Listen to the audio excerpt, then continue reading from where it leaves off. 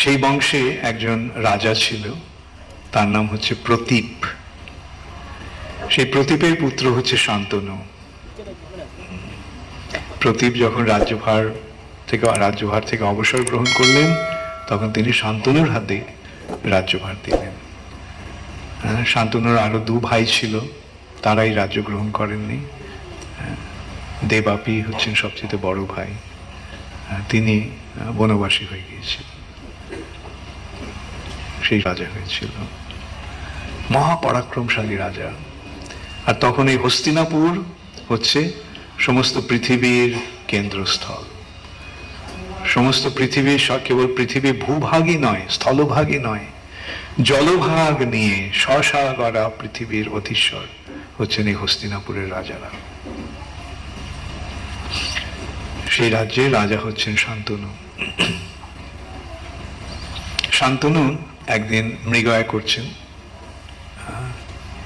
মৃগয়া করতে করতে গঙ্গার তীরে এসে দেখেন এক অপূর্ব সুন্দরী এক রমণী। তিনি জিজ্ঞাসা করলেন, তুমি কে? তিনি তার পরিচয় দিলেন, তিনি হচ্ছেন গঙ্গা। শান্তনু তাকে প্রস্তাব দিলেন তিনি যেন তার মহারানী হন। তাকে তিনি বিবাহ করতে মনস্থ করলেন বা প্রস্তাব দিলেন। সেই কন্যাটি রাজি হলেন একটা শর্তে, তুমি আমার কোনো কাজে বাধা দেবে না, তুমি আমার কোনো কাজের জন্য জিজ্ঞাসা করবে না কেন আমি করছি এগুলো। এইভাবে এই শর্তগুলো দিয়ে তিনি রাজি হলেন। আর শান্তনুও তখন এমনই কামার্ত হয়ে পড়েছিল যে সব রাজি হয়ে গেলেন। মহা আনন্দে রাজা রানীকে নিয়ে রাজ্য সুখ ভোগ করছেন। তাদের প্রথম সন্তান হলো। সাধারণ মানুষের যখন সন্তান হয় তখন তারা কি আনন্দ করে, সমস্ত পরিবার আনন্দে মেতে ওঠে। রাজার পুত্র হয়েছে, সারা রাজ্য আনন্দে মেতে আছে, রাজপুত্রের জন্ম হয়েছে। কিন্তু মহারানী কি করলেন? পুত্রটিকে নিয়ে গঙ্গায় ভাসিয়ে দিলেন।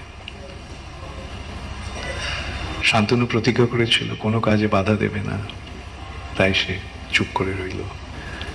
এটা কত বড় একটা বিষাদগ্রস্ত অবস্থা, কিন্তু রাজা চুপ করে রইলেন। এইভাবে একে একে 7টি পুত্রকে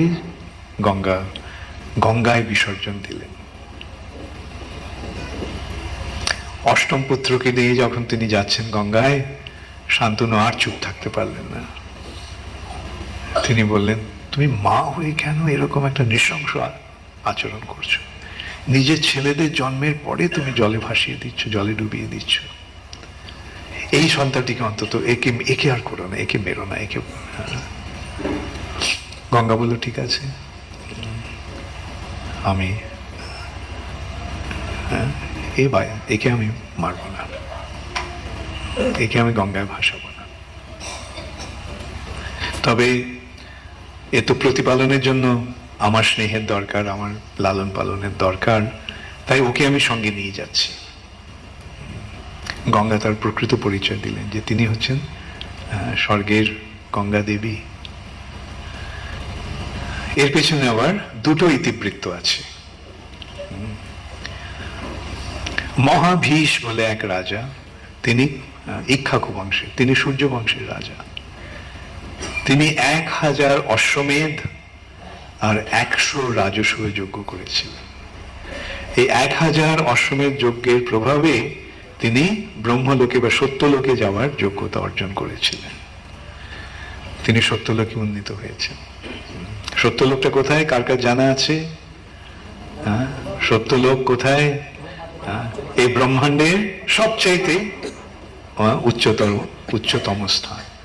এই ব্রহ্মাণ্ডে 14টা ভুবন রয়েছে, 14 ভুবনাত্মক। তার মধ্যে 7টা ভুবন নিচের দিকে, 7টা ওপরের দিকে। সেই ওপরের দিকের মধ্যে মাঝখানে সব ইয়েটা কি? এই 14টার মধ্যে মাঝখানের ইয়েটা কি? এই ভূলোক। এই ভূলোকের উপরে রয়েছে ভূবর লোক, তার উপরে রয়েছে স্বর্গলোক, তার উপরে মহরলোক, জনলোক, তপলোক, সত্যলোক। এই সত্যলোকে ব্রহ্মা থাকেন। তো মহাভীষ রাজা তিনি সত্যলোকে উন্নীত হয়েছেন, ব্রহ্মার লোকে। একদিন ব্রহ্মা সমস্ত দেবতাদের দ্বারা পূজিত হচ্ছেন, তখন গঙ্গা সেখানে এলো জল নিয়ে, আর বায়ুবেগে, বায়ুর প্রভাবে তার শাড়িটা সরে গেল, তার দেহ উন্মুক্ত হলো। অন্য সকল দেবতারা মাথা নিচু করে রইল, কিন্তু মহাভীষ এক দৃষ্টে সেই গঙ্গার রূপ দর্শন করতে লাগলেন। ব্রহ্মা তখন বললেন যে তুমি এই সত্যলোকে থাকার উপযুক্ত নও, তুমি যাও মর্তলোকে ফিরে যাও।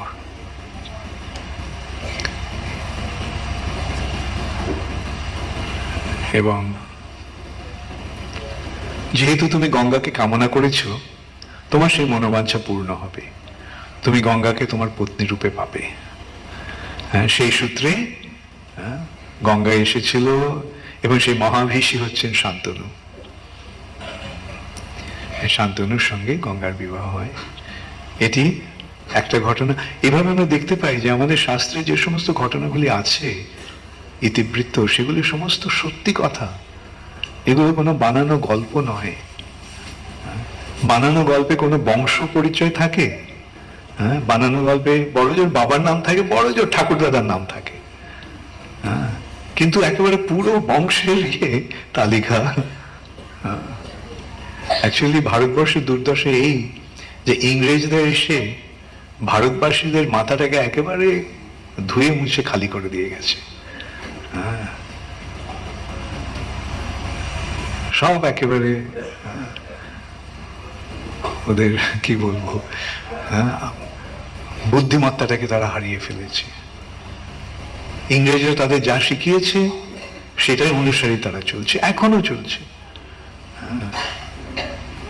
এই মহাভারত রামায়ণ সম্বন্ধে যখন কথাবার্তা ওঠে, ওরা ইংরেজরা কি বলে গেছে, জার্মান পণ্ডিতেরা কি বলে গেছে, তাদের কথা বলে। তারা কি এই ইয়েটাকে জানবার জন্য এসেছিল? না, তারা ইংরেজদের পৃষ্ঠপোষক হয়ে, ইংরেজদের ইংরেজদের টাকা খেয়ে, সংস্কৃত জানে পণ্ডিত, ওরা ইংরেজদের টাকা খেয়ে সংস্কৃতের মাধ্যমে যে ভারতের বৈশিষ্ট্য সেটাকে অপদস্থ করার জন্য তারা এসেছিল। জার্মান পণ্ডিত ম্যাক্স মুলার, যার সংস্কৃত পণ্ডিত, জার্মানিতে সংস্কৃত ভাষা নিয়ে আলোচনা হতো খুব তখনকার দিনে। এই যে জার্মানিতে যে ওরা যে অ্যাটম বোম তৈরি করেছিল, ইয়েটা পেয়েছিল ওরা বেদ থেকে। ওরা কি করলে, ইংরেজরা ওই ম্যাক্স মুলারকে ভাড়া করেছিল টাকা দিয়ে। তুমি তো অনেক সংস্কৃত জানো, ভারতবর্ষে যাও, গিয়ে ওদেরকে বোঝাও যে ওই সংস্কৃতটা একটা আজে বাজে ভাষা, আর এই সংস্কৃত ভাষায় যে সমস্ত লেখা আছে সেগুলো সব গল্প কথা। এমনকি তারা এরকম বলে গেছে যে এই যে মহাভারতের রচনা, এটা অবিন্যস্ত রচনা, এটা কতগুলো আজে বাজে কথা লেখা আছে। আরে এই মহাভারতের মধ্যে ভগবত গীতা রয়েছে, এরকম একটা তত্ত্বজ্ঞান সমন্বিত জ্ঞানগর্ভ পুস্তক আমরা কোথায় পেতে পারি? যাই হোক, এখন এগুলি থেকে আমাদেরকে এই সমস্ত যে খারাপ ভাবে যে ভারতের যে ঐতিহ্যটাকে ওরা দেখিয়ে গেছে, সেটা থেকে আমাদের মুক্ত হতে হবে। আমাদের নতুন ভাবে আমাদের চিন্তাধারা গ্রহণ করতে হবে। আমাদের ভারতের গৌরবে আমাদের গৌরবান্বিত হতে হবে। এরকম সম্পদ কোথায় আছে? ওরা যারা এই ভারতের যে গ্রন্থাবলীর অবমাননা করছে, তারা একটা গ্রন্থ দেখাক যাতে 24,000 শ্লোকে, শুধু গদ্যকারে নয়, পদ্যের আকারে 24,000 পদ্যের শ্লোকের মাধ্যমে এই গ্রন্থটি রচনা হয়েছে। ওদের দেশে কোন এরকম সাহিত্যিক রয়েছে বা কবি রয়েছে যে এরকম ভাবে ইয়ে করেছে? বড় বড় জোর 2-10 পাতা, বড় জোর কাহিনী আছে, যেমন হোমারের ইলিয়াড অ্যান্ড ওডিসি। ওটা এই মহাভারতের কাছে তার কোনো তুলনা হয় না। তার কোনো বংশ পরিচয় নেই, দুটো রাজার মধ্যে ঝগড়া, ওই ঝগড়ার বর্ণনা, যুদ্ধের বর্ণনা। যাই হোক, আমি তাই সেই জন্য বারবার আমি তোমাদের সকলকে অনুরোধ করব যে আমাদের যে সম্পদ, সেই সম্পদের গর্বে যেন আমরা গর্বান্বিত হতে পারি। এরকম সম্পদ পৃথিবীতে কোথাও নেই, পৃথিবীর কোনো দেশে এরকম এরকম সম্পদ নেই। সমস্ত ঘটনা, যেমন আমরা দেখতে পাই যে একটা ঘটনার সঙ্গে আরেকটা ঘটনার যোগ, যেমন মহাভারতের এই যে ভীষ্মের সঙ্গে শান্তনুর সঙ্গে আমরা পাচ্ছি মহাভীষ্মের যোগ। কেন শান্তনু এলেন, কেন কিভাবে গঙ্গার সঙ্গে তার বিবাহ হলো। আরেকটা